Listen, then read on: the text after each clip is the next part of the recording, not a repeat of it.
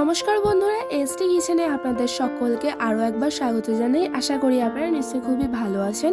আজকে আরও একটি পিঠের রেসিপি নিয়ে হাজির হয়েছি। আজকের এই পিঠের রেসিপিটির নাম হলো ঝাল ভাজা পুলি পিঠে। আগে আপনাদের সঙ্গে আমি প্রথমে পৌষ পার্বণ স্পেশাল রেসিপিতে শেয়ার করেছিলাম মিষ্টি পুলি পিঠে।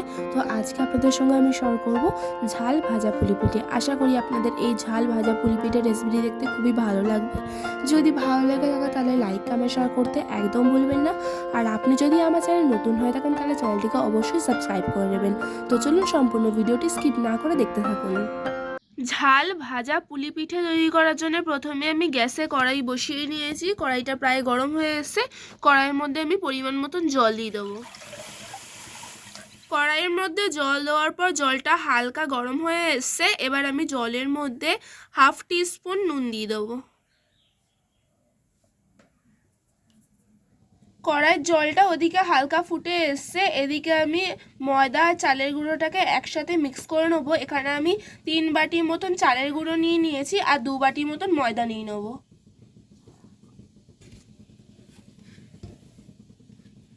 এই চালের গুঁড়ো আর ময়দাটাকে একসাথে মিক্স করে নেবো।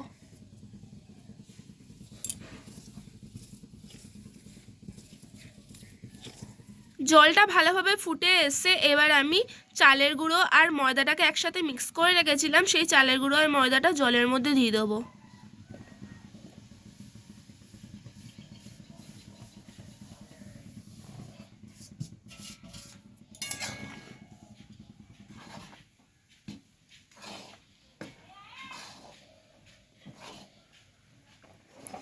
প্রথমেই আমি পুলি পিঠার ডোটা গরম জলের মধ্যে করে নিচ্ছি, চালের গুঁড়ো আর ময়দা মিক্স করে।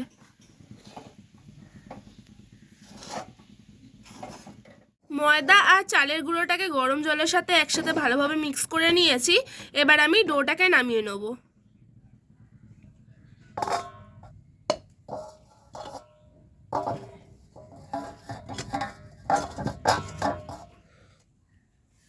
ময়দা আর চালের গুঁড়োর ডোটাকে আমি ঢেলে নিয়েছি। এটা আমি 5-10 মিনিটের জন্য ঢাকা দিয়ে রেখে দেবো।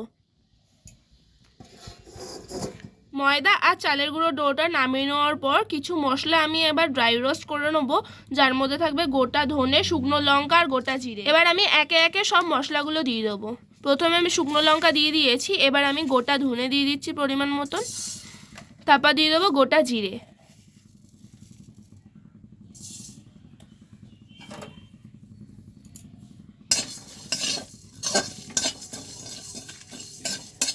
শুকনো খোলায় মশলাটা নাড়াচাড়া হয়ে গেছে। এবার আমি মশলাটাকে নামিয়ে নেব। মশলাটা নামিয়ে নেওয়ার পর এবার আমি শুকনো খোলায় কাঁচা বাদাম ভেজে নেব।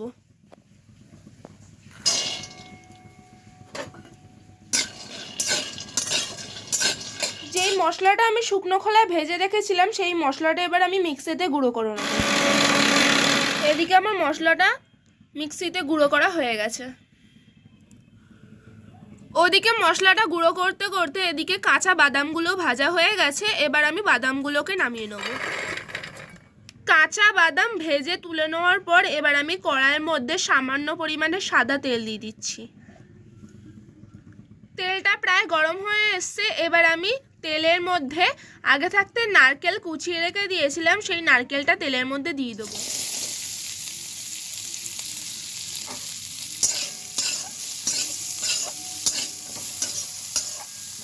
নারকেলটা যতক্ষণ ভাজা হচ্ছে আমি ততক্ষণ ভাজা বাদামগুলো খোসা ছাড়িয়ে নেব।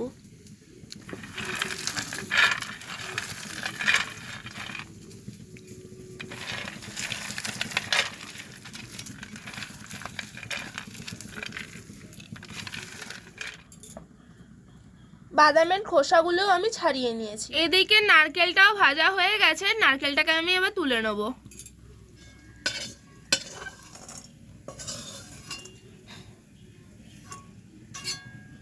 কড়াই থেকে ভাজা নারকেলটা তুলে নেওয়ার পর এবার আমি কড়াইয়ের মধ্যে পরিমাণ মতন সরষের তেল দিয়ে দিচ্ছি।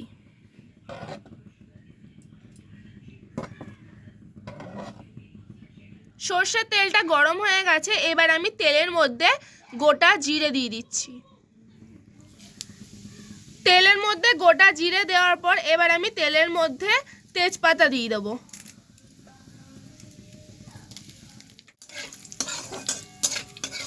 ওইদিকে আমি সর্ষের তেলের মধ্যে গোটা জিরে আর তেজপাতা দেওয়ার পর আমি ভাজা পুলি পিঠের পুরের জন্য কি কি সবজি কেটেছি সেগুলো একটু তোমাদের দেখিয়ে দিচ্ছি। প্রথমে আমি ডুমু ডুমু করে ফুলকপি কেটে নিয়েছি, আর কেটেছি আলু ডুমু ডুমু করে, এখানে গাজর কেটেছি, আর এখানে রয়েছে বাঁধাকপি আর কড়াইশুঁটিটাকে আমি আগে থাকতে ভাপিয়ে রেখে দিয়েছি।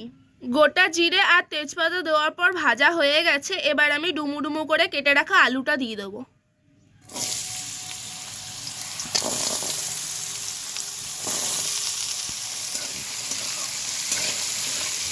ওইদিকে আমি তেলের মধ্যে ডুমু ডুমু করে কেটে রাখা আলুটা ভাজতে বসিয়ে দিয়েছি। এদিকে আমি ময়দা আর চালের গুঁড়ো ডোটাকে গরম থাকতে থাকতে মেখে নিচ্ছি, ঠান্ডা হয়ে গেলে আর মাখা যাবে না, সেই জন্য আমি গরম থাকতে থাকতে মেখে নিচ্ছি চালের গুঁড়ো আর ময়দার ডোটাকে। ময়দা আর চালের গুঁড়ো ডোটা আমার ভালোভাবে মাখা হয়ে গেছে।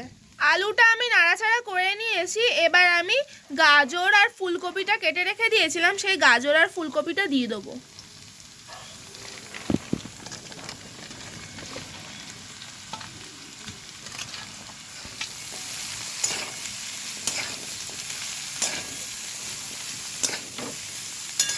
আলু, ফুলকপি আর গাজরটা দেওয়ার পর আমি ভালোভাবে নাড়াচাড়া করে নিয়েছি, হালকা হালকা ভাজা হয়ে এসছে। এবার আমি এর মধ্যে দিয়ে দেবো আদা বাটা।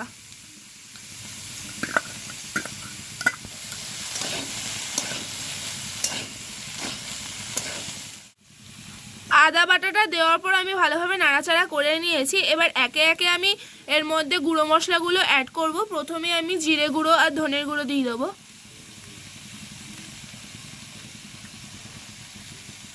জিরের গুঁড়ো ধনের গুঁড়ো দেওয়ার পর এবার আমি হলুদ গুঁড়ো দিয়ে দেবো।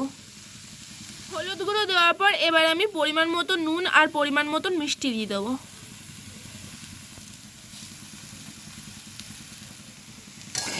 এবার আমি গুঁড়ো মশলাগুলো একসাথে ভালোভাবে মিক্স করে নেব।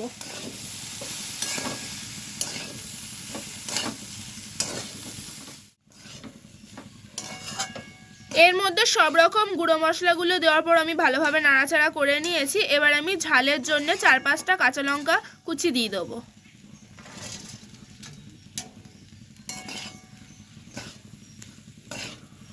কাঁচা লঙ্কাটা দেওয়ার পর আমি ভালোভাবে নাড়াচাড়া করে নিয়েছি। এবার আমি এর মধ্যে দিয়ে দেবো বাঁধাকপি কুচি।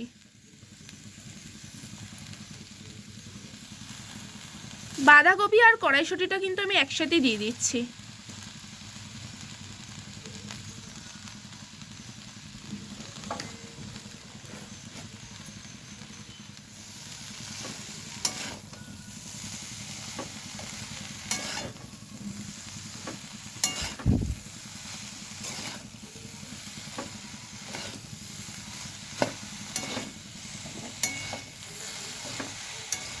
সব সবজিগুলো দেওয়ার পর আমি ভালোভাবে নাড়াচাড়া করে নিয়েছি। এবার আমি সবজিগুলো ভালোভাবে যাতে মজে যায় সেই জন্য আমি 10 মিনিটের জন্য ঢাকা দিয়ে রেখে দেবো। গ্যাসের লো ফ্লেমে আমি এটাকে মজতে দেবো। সবজিগুলো আমি 5-10 মিনিটের জন্য ঢাকা দিয়ে রেখে দিয়েছিলাম যাতে সবজিটা ভালোভাবে মজে যায়। ভালোভাবে মজেও এসছে সবজিগুলো। এবার আমি ভেজে রাখা বাদাম আর ভেজে রাখা নারকেলটা দিয়ে দেবো।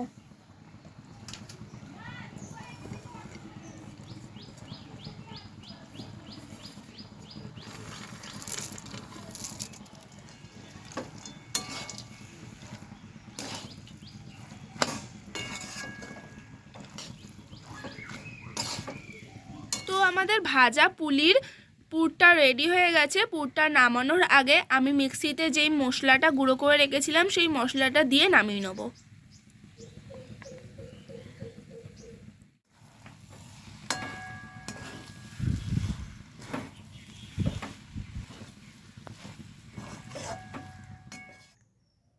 তো আমার সবজির পুরটা রেডি হয়ে গেছে। এবার আমি পুরটা ভরে পুলি পিঠেগুলোকে তৈরি করে নেব। ময়দা আর চালের গুঁড়োর ডোটা আমি লেচি কেটে নিয়েছি একটু মিডিয়াম সাইজ করে। এবার আমি পুরগুলো ভরব।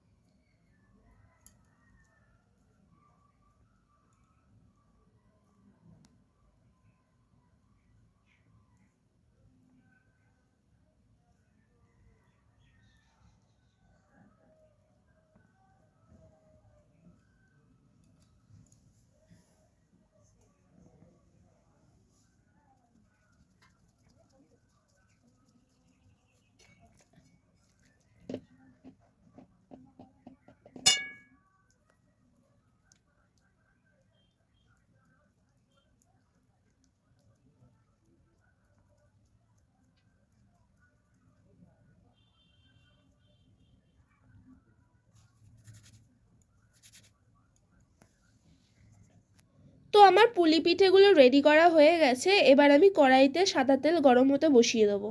সাদা তেলটা আমি অলরেডি গরম হতে বসিয়ে দিয়েছি। তেলটা গরম হয়ে গেছে। এবার একে একে আমি পুলি পিঠেগুলো ছাড়বো।